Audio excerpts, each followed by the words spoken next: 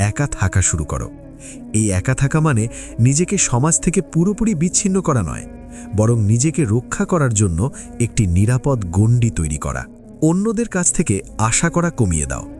যখনই আমরা অন্য কারো কাছে কিছু চাই বা বেশি আশা করি তখনই কষ্ট পাই। তোমার জীবন তোমার, তাই নিজের পছন্দ অনুযায়ী জীবনটাকে সাজাও।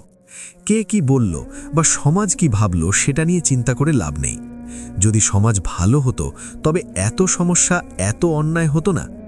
যাদের সমাজের মাথা বলা হয়, বিশ্বাস করো, তারাই অনেক সময় সাধারণ মানুষকে ঠকায় বা তাদের সুযোগ নেয়। জীবনে গাদা গাদা বন্ধুর প্রয়োজন নেই। হাতে গোনা 2-4 জন বন্ধু থাকলেই হবে, যারা তোমাকে সত্যিই ভালোবাসে এবং বিপদে পাশে থাকে। তোমার জন্য যেটা খারাপ সেটা বাদ দাও, যেটা ভালো সেটাকে ধরে রাখো। একা থাকার একটা দারুণ সুবিধে হলো মানুষের কাছ থেকে ঠকে যাওয়ার ভয় কমে যায়। আজকাল মানুষ চেনা এত কঠিন যে তোমার অভিজ্ঞতাও কাজে আসবে না, কারণ মানুষ মুখের ওপর একরকম আর পিছনে আরেক রকম। তোমাকে বলছি, নিজের জীবনের ব্যক্তিগত সমস্যা বা দুর্বলতা কখনো কারোর সাথে বলতে যেও না, কাউকে নয়। কারণ এখনকার দিনে মানুষ তোমার সমস্যার সমাধান দেওয়ার চেয়ে তোমার দুঃখ শুনে বেশি মজা পায়। তাই নিজের দুর্বলতা বা গোপন কথা